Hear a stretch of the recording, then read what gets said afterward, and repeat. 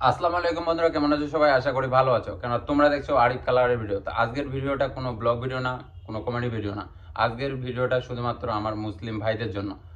তো যারা বিয়ে করবে বা বিয়ে করতে চাচ্ছ তাদের জন্য, কিন্তু এদিকে নামাজের কোনো নিয়ম কানুন জানো না, কিন্তু না বিয়ে করার জন্য রেডি হয়ে গেছো, তো তাদের জন্য সবার প্রথমে সবাইকে আমি বলবো যে এই ভিডিওটা যারা যারা দেখছো, যেসব মুসলিম ভাইরা, তারা প্রত্যেকটা মুসলিম ভাইকে শেয়ার করো এই ভিডিওটা। কিন্তু সবার প্রথমে আগে একটা ভিডিও ক্লিপ দেখে নাও, তোমাদের সঙ্গে সঙ্গে আমিও দেখি ভিডিও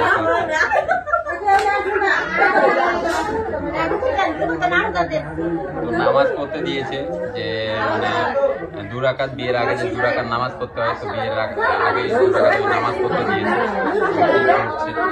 কিন্তু সবাই শিখিয়ে দিচ্ছে, 4-5 দিয়ে সবাই শিখিয়ে দিচ্ছে যে কিভাবে পড়তে হয়, তো ওটাই শিখিয়ে দিচ্ছে।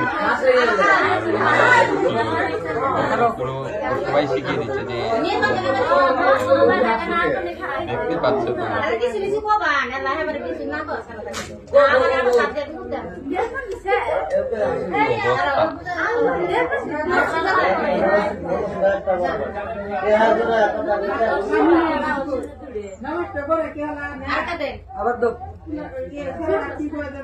খারাপ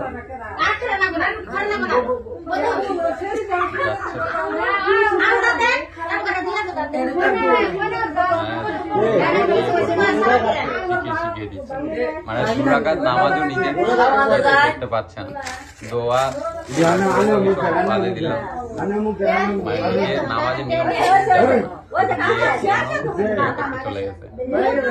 তো সবাইকে আমি এটাই মেসেজ দিতে চাই, ঠিক আছে? তো কমসে কম নামাজের, আপনার মুসলিম ছেলে, ঠিক আছে, তো সবাইকে বলবো যে কমসে কম নামাজের নিয়ম কানুনগুলো, সূরাগুলো একটু করে জেনে রাখুন। আমরা 5 ওয়াক্ত নামাজ পড়তে পারছি না, এটুকু আমাদের কি বলবো, যে বাইরে কাজ করি বা বাইরে থাকি, কিন্তু সেই জন্য 5 ওয়াক্ত নামাজ পড়তে পারছি না সময় মতো, 5 ওয়াক্ত নামাজ পড়তে পারছি না। সেই জন্য শুক্রবারে কমসে কম আমরা তো পড়তে পারি। তো শুক্রবারে নামাজ পড়ার জন্য তো আমাদের একটু করে হলেও জেনে রাখা ভালো। আমরা তো ইউটিউবে বা ফেসবুকে সবসময় মানে সোশ্যাল মিডিয়ায় লেগেই থাকি, তো সোশ্যাল মিডিয়ায় সার্চ করলেই তো নামাজের নিয়ম কানুন সবকিছু দেখিয়ে দেবে। তো আমরা চাইলে কিন্তু দেখতে পারি বা শিখতে পারি, কিন্তু আমরা সেটুকু সময় বের করতে পারছি না। কিন্তু এইদিকে আমরা কিন্তু সবসময় মোবাইলটা নিয়েই সবকিছু ঘাটাঘাটি, কিন্তু ওইসব বিষয়ে আমরা কোনো ইয়ে করি না।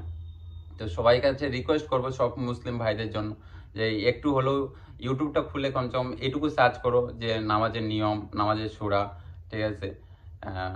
মানে কি বলবো, এরকমও তো হতে পারে যে মানে বিয়ের আগে যে 2 রাকাত নামাজটা, সেটা মৌলবী দ্বারা আমাদের পড়িয়ে দিল, ঠিক আছে, মানলাম।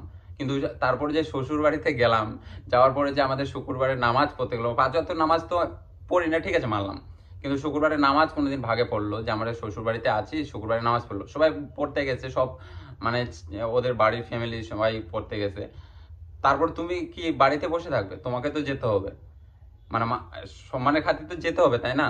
তো তুমি যদি যাও, ঠিক আছে, তো যাওয়ার পরে যে মানে সুন্নত নামাজ পড়তে হবে বা ফরজ নামাজের পরে যে সুন্নত নামাজ পড়তে হবে, তাহলে কি পড়বে না? মানে লোকের দেখে পড়বে নাকি? একটু হলেও জেনে রাখো। আবার মুসলিমদের প্লিজ প্লিজ প্লিজ সবাইকে রিকোয়েস্ট করবো। আর এই মেসেজটা সবাইকে একটু শেয়ার করে দিও, লাইক কমেন্ট কিছু করার দরকার নেই, খালি শেয়ার করো সবাই মুসলিম ভাইদের জন্য। তো বাই।